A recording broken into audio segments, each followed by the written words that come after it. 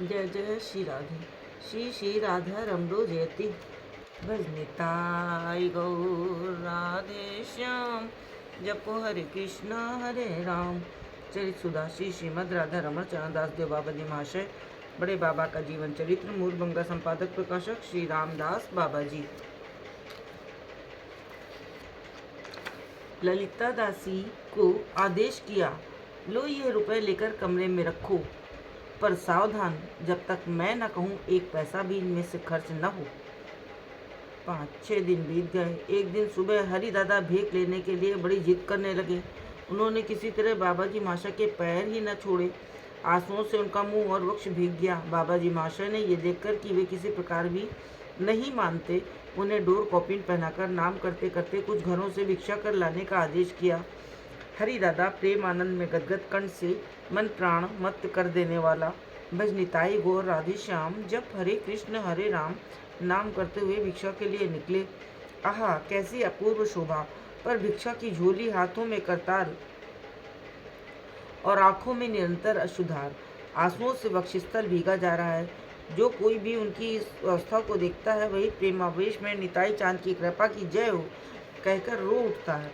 यथा समय वे भिक्षा लेकर आश्रम लौट आए।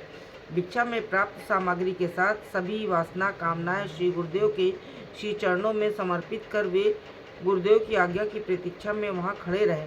बाबा जी महाशय बोले, देखो सावधान, भेंट की मर्यादा रखनी होगी। बाहरी सजावट ही भेंट नहीं है। गोस्वामी जनों ने आचरण का कर दिखाया है कि पहले वैराग्य फिर वेश। पहले वस्तु भीतर प्रकट होती है, पीछे बाहर दिखाई देती है।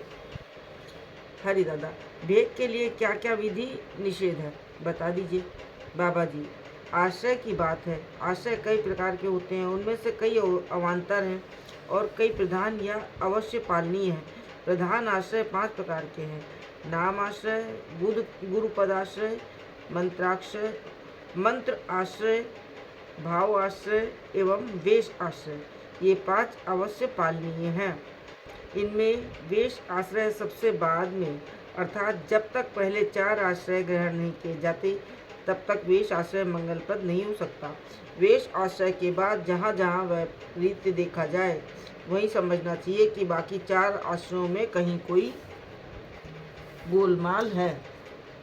जो लोग सच्चे हृदय से इन 5 आश्रयों को ग्रहण करते हैं, उनका कभी पतन नहीं होता। हरि दादा, अवान्तर आश्रय क्या है?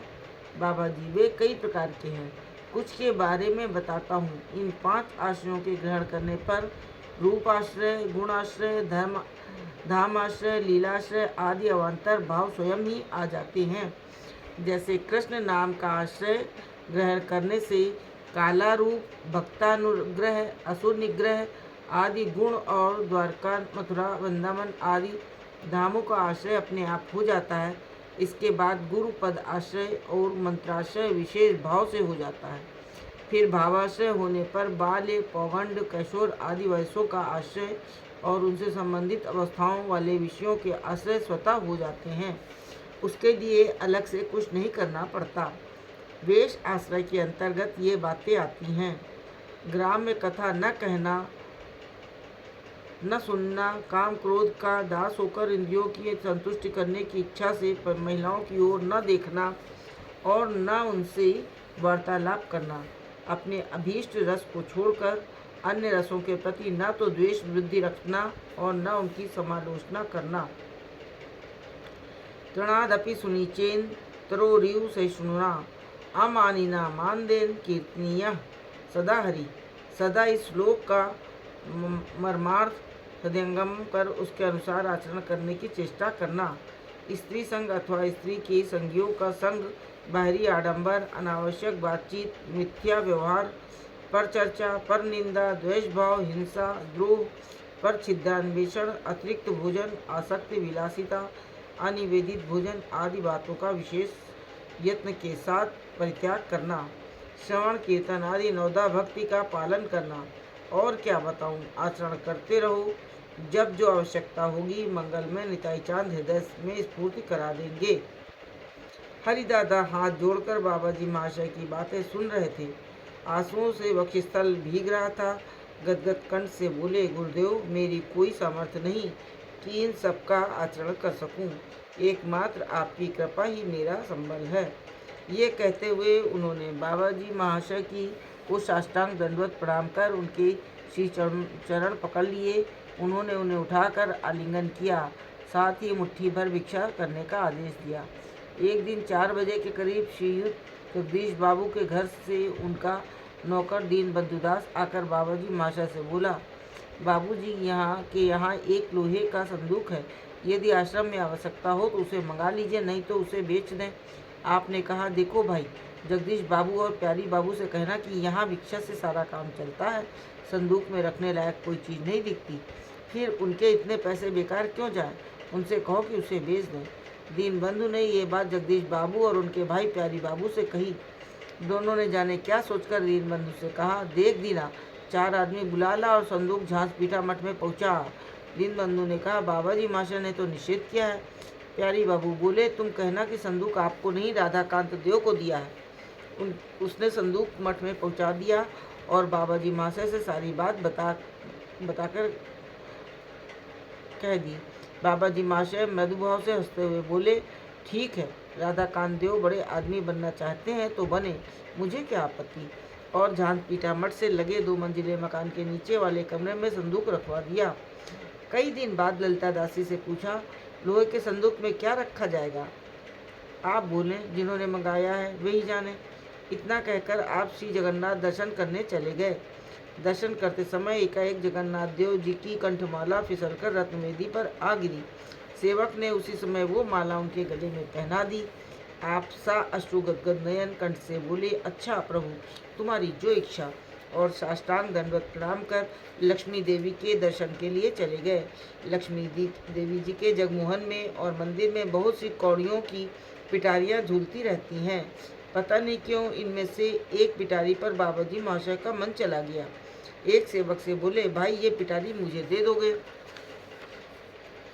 सेवक, बाबा आज मेरी सेवा नहीं है, जिसकी बारी है वही बता सकता है।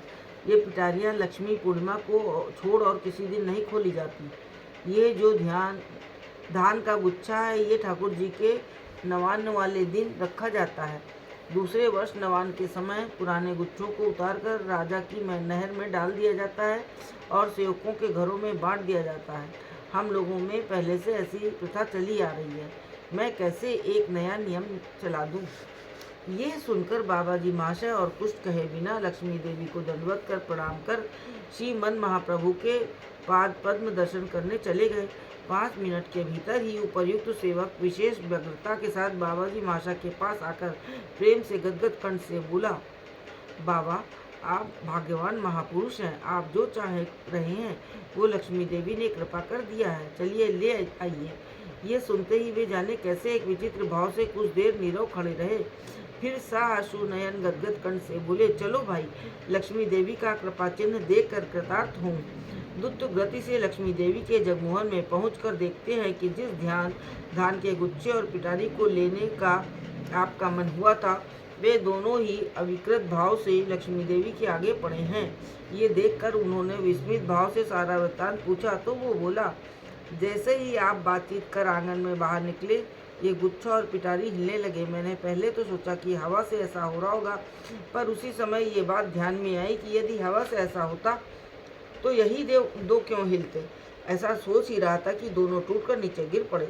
आश्चर्य की यह कि इतने ऊंचे से गिरने पर भी ना तो ये चीज़ें टूटी ना बिखरी। ऐसा लगा कि जैसे किसी ने हाथ से उतार कर रख दिए हों। इसी से मेरे और दूसरे लोगों के मन में दृढ़ निश्चय हो गया कि बाबा जी महाशय ने ये चीज़ें मांगी थी, हमने मना कर दिया, पर लक्ष्मी देवी ने स्वयं उन्हें दे दी, इसीलिए आपको बुलाने गया था। लक्ष्मी देवी की कृपा दत्त वस्तु ग्रहण कीजिए। इतना कहकर उसने दोनों चीज़ें बाबा जी महाशय की चादर में बांध दी। वे ठीक बच्चे की तरह जोर जोर से रोते हुए बोले, हाँ निताई चांद, तुम्हारा खेल तुम ही जानते हो, कितनी तरह से कितनी लीलाएं खेलते हो, मैं क्षुद्र जीव क्या समझूं, जो हो तुम्हारी कृपा की जय हो।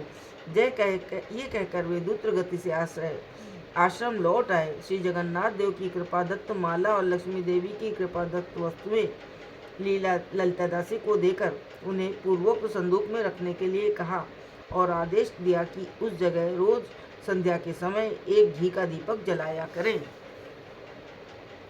एक दिन संध्या समय आपने किशोरी दासी को बुलाकर पूछा, आप रात को बासर सैया और कल सुबह मान कीर्तन के अनुरूप ठाकुर का वेश कर सकोगी? किशोरी, आपकी कृपा हो तो ये कौन सी बड़ी बात है। आदेश दीजिए कि किस वक्त क्या करना होगा। बाबा जी महाशय, मैं क्या बताऊं, कीर्तन के भावों के अनुरूप काम करो। दूसरे शब्दों में राधा रानी की एक प्रतिनिधि के रूप में काम करना है। किशोरी, मेरे मन में एक वासना जागी है, आदेश दें तो उसके अनुसार कार्य करूं।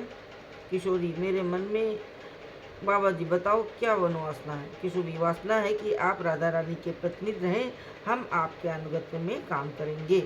सभी ने आनंद से इसका समर्थन किया। बाबा जी महाशय ने भी कोई आपत्ति नहीं की। जय जय श्री राधे, जय हो बड़े बाबा की।